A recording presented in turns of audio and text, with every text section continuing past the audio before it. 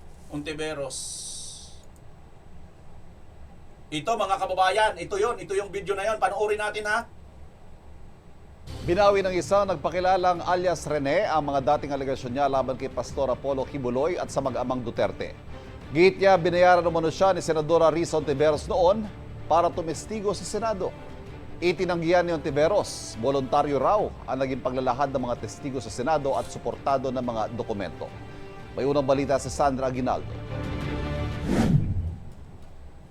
Pebrero noong nakaraang taon nang iharap ni Senadora Risa Ontiveros sa pagdinig ng Senado ukol sa mga umunoy pang-aabuso sa mga miyembro ng Kingdom of Jesus Christ, ang isang lalaking nakatakip ang muka at pinakilala bilang si alias Rene. Si alias Rene ay hardinero raw sa Glory Mountain property ni Pastor Apollo Kibuloy sa Davao City na nakaranas daw ng pananakit sa kamay mismo ni Kibuloy at sexual na pang-aabuso sa ibang miyembro ng KOJC. Pero isa sa pasabog na pahayag noon ni alias Rene ang nasaksihan raw niya nang dumalo umuno kay Kibuloy sina dating Pangulong Rodrigo Duterte at noy Davao City Mayor Sara Duterte. Wait lang guys ha, yung sinasabi nito, nakapunta po tayo dyan sa Glory Mountain, no? Dyan po sa tinutukoy nito na nasaksihan niya ay napakalayo po, almost 2 kilometers ang layo. Sobra naman napakahaba po ng liig nito at sobra naman napakatalas ng mata nito na makita pa niya. At marami pa po mga nakaharang na mga puno kasi mapuno po yung lugar na yan eh. No? Mula doon sa sinasabing kung saan siya nakita niya itong si Tatay Digong at saka si VP Sara doon sa may helipad na napuntahan po natin yan mga kababayan. Ano ho? At na-vlog na po rin po natin yan. Kung gusto nyo mapanood, tingnan nyo na lang po dyan sa mga upload. Minsan po pumupunta din po doon si former President Rodrigo Duterte at former Mayor, Davao Mayor Sara Duterte. At pag umaalis na po sila doon sa Glory Mountain, dala na po nila yung mga bag. Na siya pong bag na nilalagyan po ng mga baril.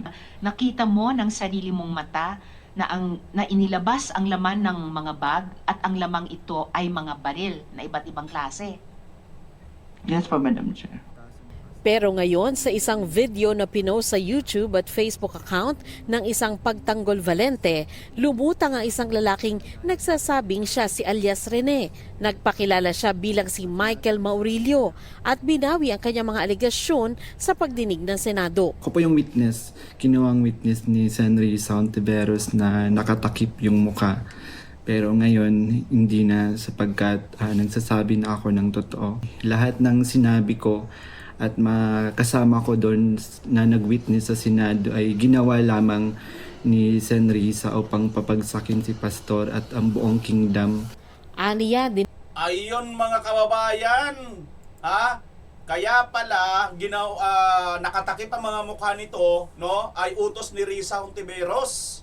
Grabe ka Risa talaga. Mag-resign ka na, napaka walang hiya mo, no? Nagbayad, nag-utos ka pala para pabagsakin lang si Kibuloy at si ibintang kay pati si Tatay Digong, siraan si BP Sara, sa halagang magkano? Ituloy natin mga kababayan. dinagdagan umano ng abogado mula sa opisina ni Senadora Risa Ontiveros ang kanyang affidavit. Wala rin daw katotohanan ang sinabi niya ukol sa mag-amang Duterte. Nandun din yung ligasyon na sa di umano ay nasaksihan ko tungkol sa mga baril na sangkot sina Sara Duterte at dating Pangulong Rodrigo Duterte na hindi naman totoo dahil wala naman akong nasaksihan na ganong pangyayari. Sabi pa ni Maurilio, binayaran umano siya ng 1 milyong piso para sabihin ang mga bagay na ito. Pinatira din daw siya sa isang kondo nung panahon na yon. Ang mga sinabi ngayon ng nagpakilalang si alias Rene, tinawag ni Ontiveros na kasinungalingan. Lahat daw ng witness na iniharap sa Senate hearing tungkol kay Kibuloy ay malaya at voluntaryong nagbigay ng kanilang testimonya at mga ebidensya. Lahat daw ay may paper trail at pinatunayan pati ng ilang ahensya at opisyal. Handa raw silang ilabas ang iba't ibang screenshot at video sa tamang panahon. May rason daw sila para maniwala na pinilit o binayaran ito para madiskaril ang mga criminal proceedings laban sa pastor at pagbantaan ang kanyang mga staff at iba pang witness na nagsalita laban kay Kibuloy. Naghahanda na raw sila ng legal na hakbang laban sa anyay harassment at intimidation. Hindi raw nila palalampasin ang mga nasa likod ng pananakot na ito. Sinusubukan pa namin kunin ang panig ni Kibuloy at ng mga Duterte. Ito ang unang balita.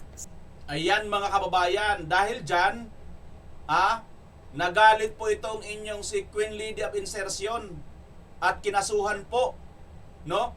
Dahil po i-share po ito, di umano nila Attorney Ferdinand Topacio, banat by Jeffrey Eric Siles, Kifi Cho, Jason Za, Tio Moreno. Kaya po kinasuhan po niya itong mga ito dahil daw po nag-share. Ngayon, ayon naman daw sa prosecutors, na-dismiss ang reklamo dahil sa kawalan ng prima facie evidence with reasonable certainty of conviction. So, wala pong prima facie evidence, mga kababayan, na ito po ay mayroon pong ginawang mali itong si Labanat Bay, Topacio, Eric Siles, Kificho, at si Tio Moreno. Ano ibig sabihin nito mga kababayan? Ano ho? Napakalaking halaga po nito patungkol din po dyan sa kaso ni Pastor Kibuloy.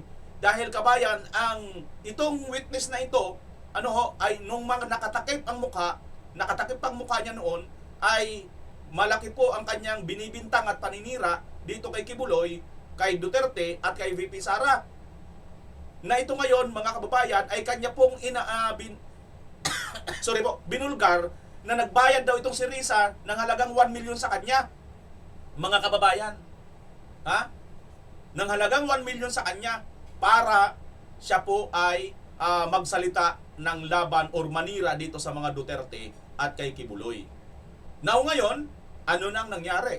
Dismiss, binasura ng hukuman. So ano ibig sabihin nito mga kababayan? Parang naalala ko lang, ito ring ginamit ni Lacson na mga witness di umano doon sa Blue Ribbon hearing committee niya, ay mayroon din 2 babae. Teka, sandali hindi kaya maaaring ganito rin ang mangyari balang araw? Baka bigla ding lumutang yung 2 yun at magsabing hindi po totoo ang sinasabi ko? Teka mga kababayan, ewan ko pero syempre, duda po talaga tayo. Sino ba ang gusto nyong paniwalaan? Yung hindi nakatakip ang mukha o yung nakatakip ang mukha? Katulad nitong si Michael Maurilio, nung siya nag-testify dyan sa Senado, nang manira siya kay Kibuloy, Duterte at kay Sara, nakatakip ang kanyang mukha. At ngayon na nagsasalita siya, hindi na nakatakip ang mukha, alin ang gusto niyong paniwalaan sa dalawa sa kanyang sinabi? Na ang paninira niya kay Kibuloy, Duterte at kay Sara nakatakip ang mukha? O itong pagbubulgar niya na binayaran siya ni Risa ng 1 million para lang magsinungaling at siraan itong mga ito na hindi na nakatakip ang mukha? Pili ka kabayan kung alin dyan ang para sa'yo mas kapanipaniwala sa mga witness na ito. Balik tayo dito kay Lacson. Kay Lacson naman, sino ang papaniwalaan mo? Yung testigo ni Lacson na nakatakip ang mukha o yung testigo ni Senator Marcolita na si Gutesa na lantad ang mukha, nagpakilala ng buo? Sa tingin nyo, sino ang kapanipaniwala doon mga kababayan? I-comment nyo po dyan sa baba. At dahil dyan kabayan, ito po ang naging resulta. Yan. Mayroon pong survey na kumakalat. Ito po, nasa social media. The Situation Report, Informal Online Poll Result as of 1:25 p.m. February 4, 2026. Ito po ang result. Duterte Sara, 96.6%. Ay, 97.6%. Hontivirus. Ay, virus pala. Sorry. Nagkamali. 2.2%. Rimulya Junwick, 0.2%. Kahit anong gawin ninyo, no, na paninira sa mga Duterte ay hindi po tatalab. Bakit? Kasi po ang ginagawa ng mga Duterte ay nararamdaman ng taong bayan. Sa kabilang banda naman, sa inyo rin nararamdaman din na na puro lang pakunwari, kasinungalingan ang inyong mga pinaggagawa at ang pinapakita ninyo sa taong bayan. So, yan po ang magiging resulta talaga. Hindi ito katakataka. Ngayon pa lang, dinideclare ko na kabayan, daya lang ang maaaring makatalo kay Vice President Sara Duterte or ang magic ng Kumilik. Katulad ng nangyari dyan kay Pastor Dila ninyo. Talo na, panalo pa sa Kumilik. Yan lang po yan. Pandaraya at syempre yung black magic yan na nangyayari sa Kumilik. Pili na lang kayo kung ano ang makakatalo dyan kay BP Inday Sara. Ha? Black magic sa Kumilik o pandidilat nito? Pambubudlat nito. Anyway, kabayan, eto, 2 congressman. Nako po, mastermind na naman ng mga congressman. Talaga naman itong mga congressman na ito. Kay ingay sa impeachment kay Vice President Sara Duterte. Pero pagdating kay kanilang puon na si Bangag, aba ano kabayan? Kakahiya, no? Biruin mo. Balitado sa buong mundo, may bangag tayo na presidente. Proud ka ba, kabayan? Nakaka-proud ba ang presidenteng Bangag? Nababalita sa buong mundong Bangag ang presidente mo? Kawawa naman ang ating mga OFW. Pagka minsan sabihan sila ng kanilang mga boss, "Hoy, you're President Bangag!" Ay, nako. Eto. Asa na? 2 congressman mula Northern Luzon ang hinihinalang Nako po, pa-North na naman pala ito. 2 congressman, pa-North. Ano daw, mastermind ng ano? 2 congressman mula Northern Luzon ang hinihinalang nasa likod ng iligal na pagawaan ng peking sigarilyo sa Mexico, Pampanga. Sinigip doon ng 60 manggagawa na pinagtrabaho pero di pinasahod. May report si Darlene Kai.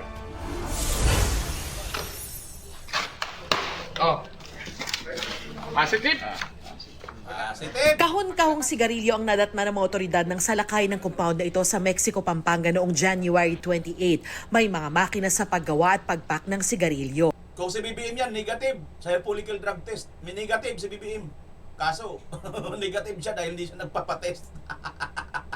Pero pag nagpatest kaya, kabayan, ano kaya mangyayari? Tuloy. Raw materials at peking BIR stamps. Ayon sa DILG, bawat makina ay kayang gumawa ng 150 million pesos na halaga ng peking sigarilyo kada araw. Wala raw permit ang pagawaan na nito lang January 1 nag-umpisa. 6 na Chinese nationals na abutan sa compound ang inaresto. Dumating daw sila sa bansa bilang mga turista.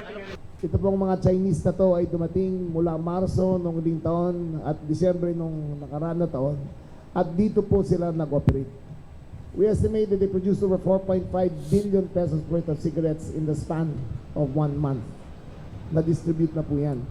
Sinagip naman ang 60 magagawang Pilipino na sa pilitang pinagtrabaho at pinatira sa barracks pero hindi umano pinapasahod. Ang offer po sa kanila ay sweldo na 15,000 a month. Dapat 15-30 ang bayad sila pero hindi po sila sinaldohan ng huling pagtrabaho dito. Almost inhuman conditions ang barracks na binigay sa kanila. Halos parang barong-baro na kahoy lang tsaka yero ang ando doon. Pagpapaliwanagin ng 3 Pilipino at 2 Korean nationals na incorporator ng Samyang Global Corporation na may-ari ng lupa na pinauupa sa factory. Sinisikap ng GMA Integrated News sa kunin ang panig ng mga suspect at pamunuan ng Samyang. Tingin ni Interior Secretary John Vic Remulla, may mga politikong nasa likod ng iligal na pagawaan ng peking sigarilyo. We suspect there are 2 northern Luzon politicians behind it. Sila ang mastermind, sila ang financier. Hawak na lang yung entire ecosystem ng illegal tobacco. We are still investigating. Hindi ko mabibigay yung pangalan nila. Basta Luzon-based yung mga congressman. Reklamong paglabag sa Anti-Trafficking in Persons Act at Anti-Agricultural Sabotage Act ang haharapin ng mga sangkot. Ayon sa PNP, may pagkakapareho ang mga sigarilyong nakita sa pagawaan sa Mexico, Pampanga at sa mga nakumpiska sa Malabon noong January 1 at sa Balete, Batangas noong December December 31. We suspect there are 10 other manufacturing sites all over the country. Ito po ay economic sabotage sa Pilipinas. Kaya dapat matigil na. Ayon sa DILG, noong 2025, 30 billion pesos ang nawalang excise tax sa gobyerno dahil sa iligal na paggawa at pagbebenta ng mga peking sigarilyo. Mapapakinabangan daw sana yan ang healthcare system ng bansa. Posible ring makasama sa kalusugan ng peking sigarilyo dahil hindi ito pumasa sa anumang standards. Babala naman ng DILG sa mga tindahang nagbebenta ng mga peking sigarilyo. Kung kayo po ay mahulihan ng illegal na sigarilyo, pati pa kayo ay makakasuhan ng non-bailable offense. Darlene Kai, nagbabalik. Ayan mga kababayan, masasabi ko lang dito kay John Beck. Ano naman siya ngayon, talagang pabibo talaga, no? Kasi nga po, towards 2028. Kaya lang, John Beck, naku po, 0.2%. Ang layo. Medyo, ano ka pa eh, mas naunahan ka pa ni Queen Lady of Insertion. Pero ganun pa man, magsama-sama pa kayong lahat. Magpatong-patong pa kayo. Wala. Tae pa rin ang bagsak ninyo. Ha? Iniduro, puso negro pa rin. No, pasintabi sa mga kumakain. Ganyan po ang magyayari sa kanila mga kababayan. No? At sinasabi niya, Chinese na, alam nyo talaga itong ano natin ngayon, mga anti-China narrative sila ngayon. Syempre, kasi kinakagat ito talaga ng tao. Sa totoo lang, no? Ako nung tatanga-tanga pa rin ako, nung wala pa rin akong kaalam-alam sa nangyayari sa ating bansa. Galit na galit din ako sa mga Chinese kasi para bagang lahat na lang Chinese na lang, lahat ng mga bus, mga Chinese, tapos yung iba mga napaka susungit pa, yung iba kukuripot pa, di ba? Pero alam mo, nung ma-realize natin at nang maging presidente si Tatay Digong, bakit ba tayo nag-ano? Noon pa talagang sila na insecure lang tayo dahil sila kasi, gumamit sila ng utak, talino, at matindi po ang kanilang dedikasyon pagdating sa negosyo. Nagnegosyo po sila, kaya po sila umasinso. Ang problema, ang ating mga politiko, ang ninegosyo nila, ang mga tangang butante. Kaya sana, huwag kang maging bobutante. Kabayan, para hindi ka maging negosyo ng mga politikong hunghang. Payo ko lang naman sa'yo yan. Sayang ang wrinkles. Di ba?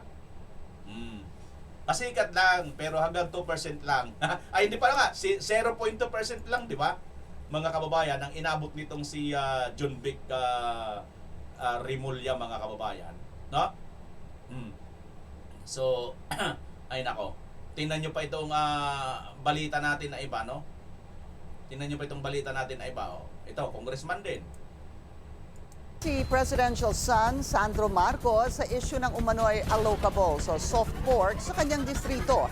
Wala raw siyang kinalaman dito. Yan ang agenda report ni Joan Manalo.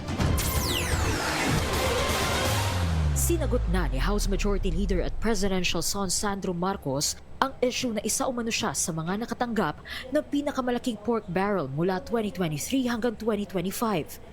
Sa isang panayam, nanindigan si Congressman Marcos na wala siyang kinalaman sa alokasyon ng DPWH funds para sa 1st District ng Ilocos Norte sa ilalim ng National Expenditure Program. Wala ka sa Ilocos Norte pero ang pinalabas ni Saldico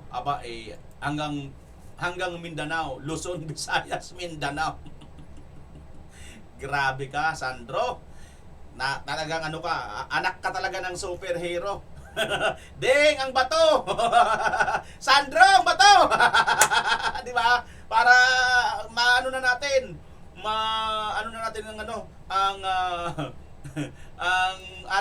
ang ating pagiging superhero ma-activate, no? Makuha ka, Sandro, sa budlat. Ay nako mga kababayan. So, ganyan po ang nangyayari sa ating ngayon. Kunwari, hindi daw sila, pero ang totoo mga kababayan, ang totoo ay, nako po, yan po sila ngayon, no? Matindi ang sira, paninira, pero ang totoo, sa kanila talaga bumabalindra yan. At dahil dyan, mga kababayan, wala na nga silang magawang mabuti at tama, eto na kabayan. Si Vice President Inday Sara Duterte naghahanda na. Si Marcos, nasaan kaya? BBM, magparamdam ka naman. Vice President Sara Duterte na nakahanda ang kanilang Tiniyak naman ni Vice President Sara Duterte na nakahanda ang kanilang Disaster Operations Center na tumulong para sa mga kababayan natin na maapektuhan ng bagyong Basyang. Naglabas ng video message si Vice President Sara Duterte kung saan tiniyak nito na nakahanda ang Disaster Operations Center ng Office of the Vice President para tumulong sa mga kababayan natin na naapekto o apektado ng bagyo. Kaalinsabay nito ang pinapaalalahanan ng Vice Presidente ang ating mga kababayan na gawin ang iba yung mga paghahanda at pag-iingat sa gitna ng nararanasang kalamidad sa bansa. Kabilang na dito ang paghahanda ng mga pribado at pampublikong sasakyan, mapalupa, dagat o ihimpapawid man ay dapat niyang tiyakin na nasa maayos na kondisyon at ligtas na gagamitin. Dapat rin na niyang sundin ang mga travel advisories, maging ang mga babala na inilalabas ng Pag-asa, Philippine Coast Guard at Civil Aviation Authority of the Philippines. Itinayo namin ang Disaster Operations Center sa tanggapan ng Pangalawang Pangulo upang makipagtulungan sa mga lokal na pamahalaan sa pagbigay ng tulong sa ating mga kababayan. Ang DOC ay laging handa na magbigay ng suporta sa unang pagtugon ng mga lungsod at munisipalidad. Yan. Asa, Philippine Coast Guard at Ayan.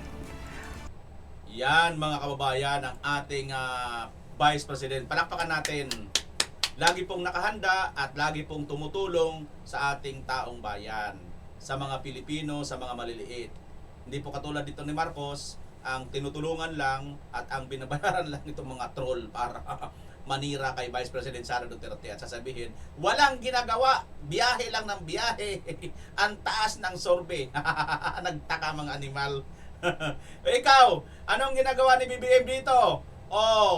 Nagbayad ka na ba? Handa ka na ba? Huwag ka na rin mag-aanak ha? Kasi kung pag nanganak ka, ito, The projects may be ghost projects, but the debt is real. Sa ngayon, mahigit 17 trillion pesos na ang utang ng bansa, katumbas ng halos 144,000 pesos kada Pilipino.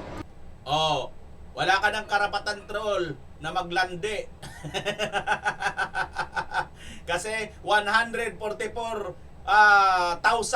bawat landi mo. Kalandi. Ayaw, Col! Bata pa si Auntie Claire, Col! Sayang ang wrinkles! Nak ng patula talaga itong mga ito. Baka wrinkles kayo, ha? Ayan, mga kababayan. Magbasa tayo ng ilang comment din nyo. Mga pa-shoutout. Tignan natin. Ayan na, nasa na yun? Ito. Ayan, no?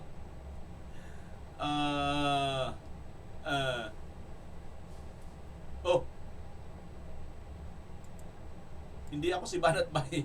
Primo Gilasio. Ano ka ba? Bisaya ka o Ilocano? Parehas.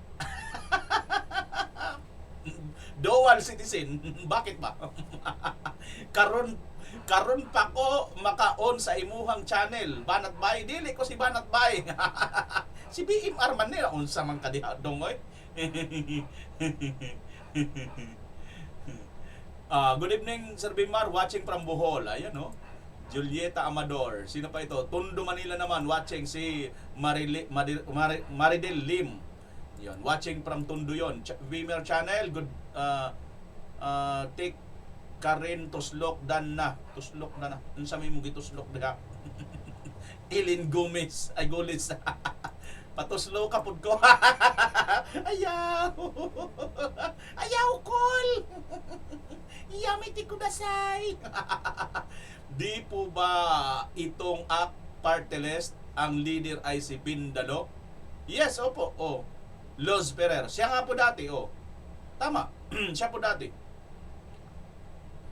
Sir Bimar, pareho tayo taga-subaybay ng Wanted sa radyo. Di ba? Romeo Viana.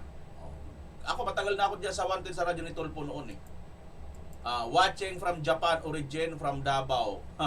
Sabi ni Puzi Hagupiton. Bansay. Ano daw? The end is near. Bansay! Duterte pa rin. Bansay. Mabuhay siguro yung Bansay, ano? Wakaranay ako sa Japan, ha? Watching from Dubai. Nida Casa. No habla Espanyol. Watching from Hernanistan Samar. Ghost Walker. Parang wala pa ako nakikita ritong nagko-comment taga Spain, ha? Oy! Amigo! Hermano! Hermano, amigo! Muchas gracias! Buenos días, Romidías, Paquito Díaz! Il todo, el mundo, il buktot, il bangag! Ay, Ate Charilo, shoutout sa iyo. God is good, sabi ni Prema. Shoutout po from Malabon. Oy, taga Malabon, shoutout sa iyo, Anita. Paki-cover din po yung sa Dingras, lalo na po yung sa Barangay Medina. Para Barado Panay Pustila walang tulay. O kita nyo?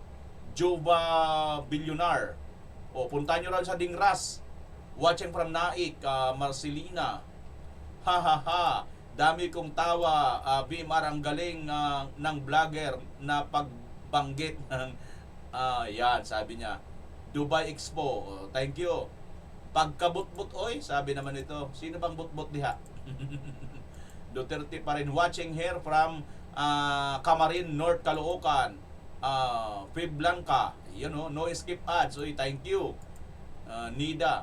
Silent viewer from California. Palagi po akong nanonood, Sir Bimar. Virgie Gonzales, thank you sa silent viewer mo. Pati ako, grabe ang tawa ko. Tuloy lang idol, sabi ni Jenny Casani. Ayun, oh. Oh. Yung iba kasi, mga troll na naiinis eh. Kaya hindi na ako tumawin saan. Wow, ang saya tayo naman ang bibida, sabi ni Ramon Kilala. Ayun, oh. Balimbing si na kasi, sabi. Balimbing na kasi, sino yun? Ayan. BMR, bakit baliktad ang nakasulat? Oh, baliktad kasi yung hindi ko alam, video lang siguro yun. Kaya inaabangan ko vlog mo, idol. Sumakit pang ako katatawa. Sige, banatan mo mga kawatan, sabi ni Nita Polio Figura. Marami daw nagawa, sana all, sabi naman nito ni ayan. Wala rin akong tiwala kay Loren, ako rin. Sabi naman ni Kalib Mamak. 10 years, Lilia Takahashi. Ayun, oh. Solid tayo, Duterte. Giatay, sabi naman itong isa, oh. Eagles Team Sniper. Hello po, Ma'am Sniper. Kumusta na po? Ang tagal nyo pa, dami pong sinasabi. Oh, ang tagal ko daw, dami kong sinasabi. Nagmamadali. Anak ng titing, oh. Nagmamadali. Oh, hindi na ako magbasa. Eh. Marami daw ako sinasabi, oh. Oh, nagmamadali si kuya, si ate. Okay na, mga kababayan. Oo. Sos, kada istorya ni Claire, why klaro? Oh. Eh, kay Claire nga eh. May klaro, kay Claire. Okay po mga kababayan, maraming salamat. Kung gusto nyo po pa-shoutout, pakikuman nyo po dyan sa baba. Pilipinas, as always. Bye-bye!